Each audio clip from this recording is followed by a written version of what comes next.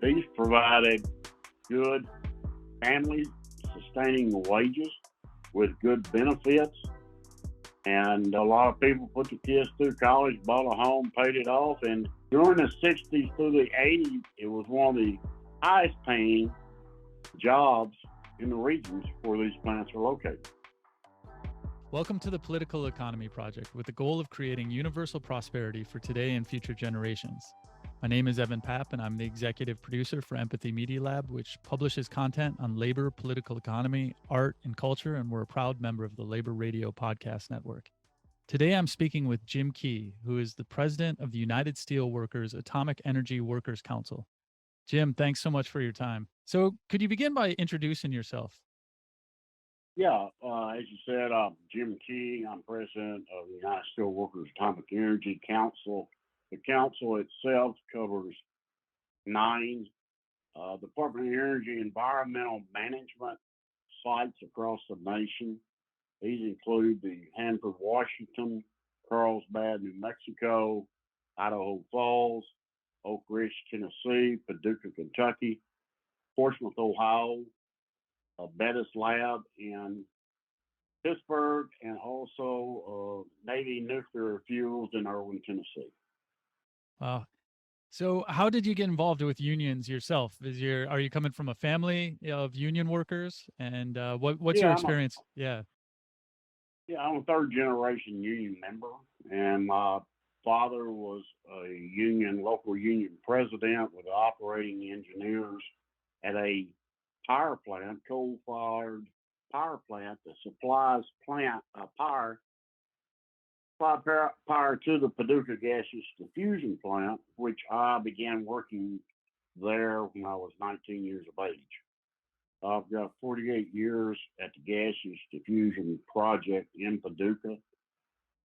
Through my involvement of the local union there, I became the first environmental safety and health union rep at Paducah in 1989, when the Department of Energy encouraged the contractors to include the union in the safety and health department and program at these sites. So it sounds like a lot of the work that you're doing with the Atomic Energy Council, Workers Council, is to just make sure that the employees are protected. Is that one of the main goals? Yeah, to have a safe work environment for you to leave home that afternoon the same way that you arrived that morning. Of course, you have a latency period on a lot of these exposures to different isotopes and even asbestos. You know, when these plants were built back in the late 40s because of the Cold War, asbestos was used throughout every facility that was built. And then you have beryllium, which is a product that was used to harden metal. And in these facilities, so these facilities also at that time were performing work for other programs, meaning at Paducah, we made nose cones for NASA and for the U.S. Army and different contracts for specialized equipment. That equipment was made at Paducah and other sites for the military use. And so it covers a broad array of now, including not only radiological exposure and subsequent hazards and health impairments, but also we've added a subpart to the legislation for chemical exposure also. There's a lot of the chemicals that we used late 40s through up until the early to mid 1990s. No one knew the health effects of a lot of these chemicals. You know, the atomic age was a relatively new industry when you look at steel and coal, because we look back, only in 1952 did we have the ability as a nation to enrich uranium, specifically part of the Cold War in production of weapons, but also then into nuclear reactors, fuel for those. I see energy in everything that we do, and energy is life, and we need a abundant amount of energy to prevent poverty. And I've lived in Africa where there's just cook stoves, no electricity, and so I've been very aware of how fortunate I am and the us Americans are having this incredible energy system, very productive, and having workers that can actually run this system. And I feel the last 20, 30 years, we've been exporting, we've moved the so-called dirty jobs of mining and energy production abroad. And then we to places where we can outsource the pollution and we deindustrialize our country and then we import the finished products. Yet to actually create surplus value, we need to create the products here, and we need a manufacturing base, an industrial base, and we need an energy base. And nuclear has its issues, but at the same time, it has the greatest density of energy source compared to anything. And when you start looking at wind and solar, it's so diffuse, it's intermittent. You can't really have an industrial base of manufacturing based on wind and solar. And it's going to need to be coal, it's going to need to be hydro, it's going to need to be nuclear. Could you just talk a little bit about what it means to be working in these industries that are so necessary, yet at the same time, some people have demonized them as like dirty jobs and things like that. What I would like to see is high paid union jobs, high skilled labor jobs in the US, but with all the environmental and worker protections instead of just exporting it all to other countries that don't have these protections and importing it, with a race to the bottom. So I would love to hear your thoughts. Yeah, I totally agree with your belief and position on that. There is our nation's nuclear needs. There is a mix: hydro, wind, solar, coal fire, even if they will, put in appropriate scrubbers to lower the emissions that go into our air.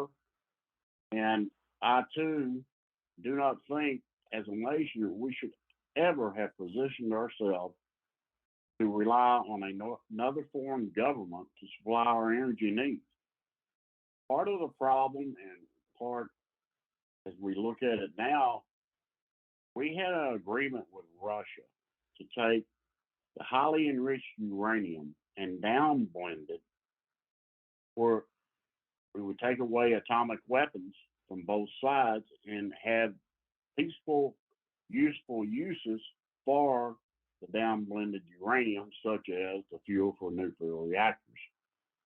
Uh, you have to understand, in mining, from mining uranium all the way up to a finished product, be it for a nuclear reactor, be it for medical isotopes, whatever, it has a stamp contained within a product itself where we know where it was dug up from, how it was created, and we know it's American.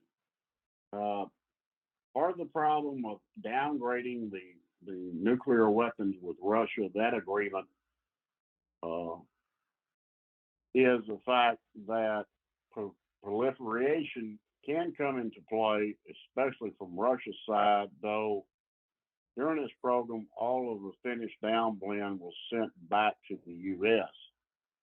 But now we don't have the capability currently that we once had to even enrich uranium. We have a ACP project at Portsmouth, Ohio. And Centrifuge. ACP, could you just what is that acronym? Yeah, American Centrifuge Project. It takes centrifuges that uh, separate the isotopes uh, for the enriched stream and for the depleted stream. The gaseous diffusion project, the scientists and engineers that built this, it was a great system. It worked well. It was very energy intensive. So, you've got a profit margin that doesn't pay off when you have a facility like in Paducah that during the day is using as much electricity as the city of Memphis, Tennessee, and St. Louis combined. And so they started looking at different ways for enrichment. Laser enrichment has been design has been talked about, has not been constructed yet. But the Centrifuge ACP project, American Centrifuge Project at Portsmouth, Ohio, currently holds our best effort for enrichment of nuclear material. We have a foreign enrichment facility out west that we as a nation would not even send our depleted uranium to because of the proliferation concern and because it's not a U.S. owned and contractor operated facility. We as a nation, after 3 Mile Island, I guess the fear across the nation, we need a re-education of the population of people for them to understand that we now have new nuclear small modular reactors, SMRs, that are on the drawing board. Some of them have been tested. A new one with thorium as a fuel is to be tested in Idaho. Bill Gates even has a conceptual design of TerraPower, which uses a sodium-based cooling, where you don't have a 3 Mile Island possibility if you were to lose water because it doesn't require the water. These new SMRs can be as small as the garage of someone's home, but yet they can put 2, 3, however many together for the total output that is needed. Our current electrical infrastructure in the United States, the wind, solar, and coal cannot supply our needs, as evident this summer in Texas and last winter in Texas and other places, brownouts and the loss of electricity to people's homes. So California, California is all like, yeah. And that's a wind solar policy, just like we're seeing in Germany, and they're paying the price right now. Right. As a result of Fukushima and the tsunami, Japan shut down all of their nuclear reactors. Germany did also, which now I don't know what they as a nation are going to do to supply people with power. But you've got to have nuclear in the mix. And the nuclear, as the new designs are shut down themselves. Some of these small modular reactors, you can even build them in the ground with containment. And so a 3 Mile Island are released from a nuclear facility out into a community with these new ones, the small modular reactors. People need to understand that won't happen again. Yeah. It will automatically shut down and self-contain the components that it has. But our government is going to have to step up and supply the funding and the push as they did in the late 40s with the gaseous diffusion plants and the production of the Cold War missiles and bombs that were used in Japan, and set us up as a nation. At one time, the United States had 80% of the contracts worldwide for enriched uranium. Yeah, those are export jobs. Like, those are jobs that we could, through our export commercial ability, can actually lead to huge profits. And I think I believe the Paducah plant was it was 3 gigawatts of electricity coming from the Tennessee Valley Authority to help with the gaseous diffusion for the reprocessing. So we also need more energy. And the thing is, nuclear supplies 20% of the U.S. power, I believe, and it's almost 50% of the clean energy of the carbon free. But even if you're not thinking about carbon, the entire waste stream of nuclear is contained at the plant, unlike coal, unlike wind and solar. And you provide, if you're able to do the full national security aspect of being energy secure, you need the mining, the reprocessing of the fuel, and then you need the actual be able to build these generation plants. And then once you get good at them, you can export them. And that's what China's planning is already starting to do. You can see it with South Korea. And What's really bothersome too is that between 1977 and 2005, government policy didn't even allow the US government policy did not allow reprocessing of used fuel for commercial reactors. So currently almost all our uranium used in the US commercial reactors is imported. And as you were saying, we need to get that back. Well, yeah, I mean, these sites across the nation, they have spent nuclear fuel that is sitting there and being stored. During the Carter administration, there was a program where we would build a reprocessing facility, much like the one at The Hague. And there they take all of their waste, they feed it into this reactor processing system. 95% of it is converted to electricity. The other 5% is vitrified in glass and then stored in glass containers in the ground where it doesn't pose a hazard. Yeah. Please.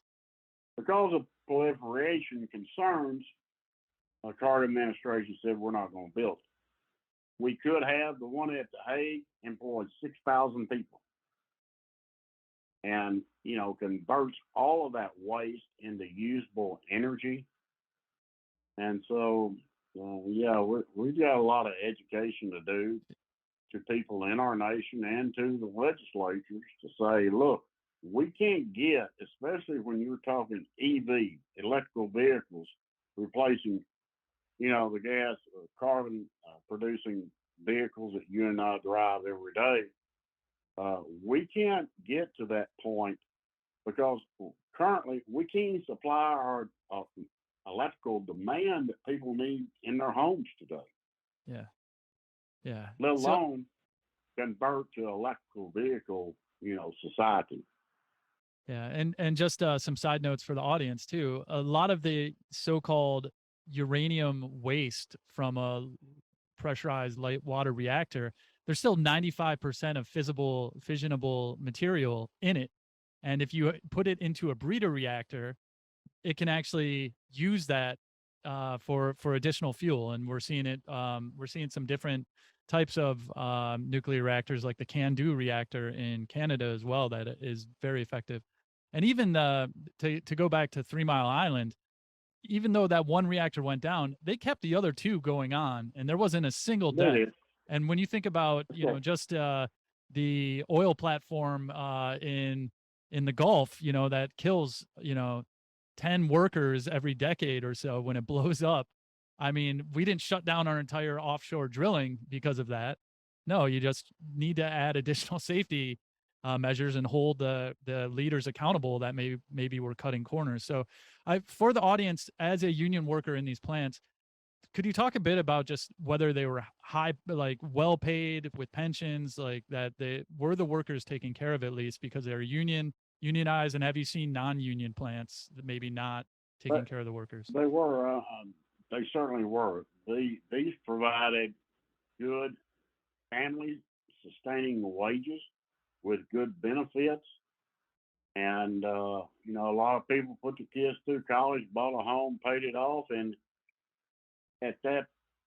during the 60s through the 80s, it was one of the highest paying jobs in the regions where these plants are located.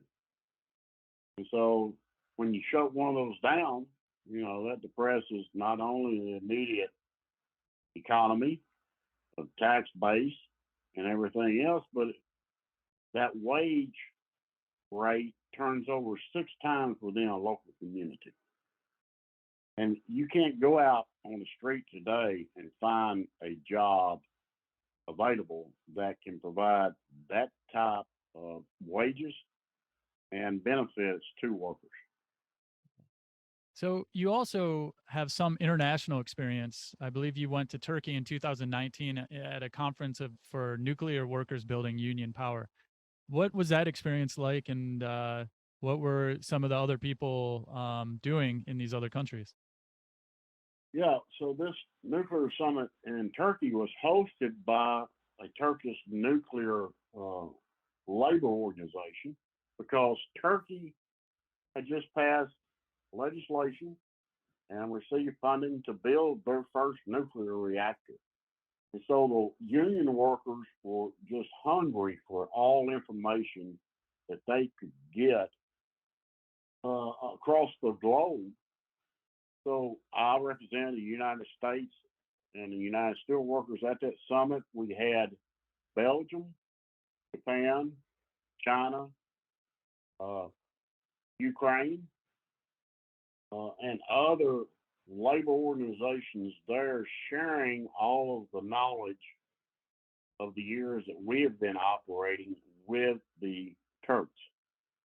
So, and I just saw the other day they now have approved for an additional reactor that they're going to start building. So, what used to be thought of as a third world country, now, getting their energy needs in order and is going to be equal to other nations as far as the power supply of nuclear to their processes and to their nation. Yeah. Yeah, I mean, if we had a more enlightened foreign policy, we would be promoting union jobs and promoting trade with nuclear energy and with our own exports and competing against China and South Korea. And at the same time, once you have a relationship with a country, with the fuel sources, you can lock in these long-term relationships, 25, 50 years with some of these plants because you're creating the custom fuel that you're building for the reactor that you constructed. And so it seems like it's just so obvious what we need to be doing. I totally agree. Yes. So in closing, what do you see as the future of union nuclear energy in America, and what would you like it to be? Well, unfortunately, what I see as the future, unless we get the general public educated and the legislators to realize that if I have a brownout or an energy loss in the state of Texas, I don't fly my family to Cancun to survive that. But yeah, we've got to get the United States to start funding and owning the rebirth, as I will put it, of this new nuclear age of these small modular reactors. Then they instruct the contractors who they vet how to run these and supply exactly what we need. We're 20 years behind the ball right now and playing catch up.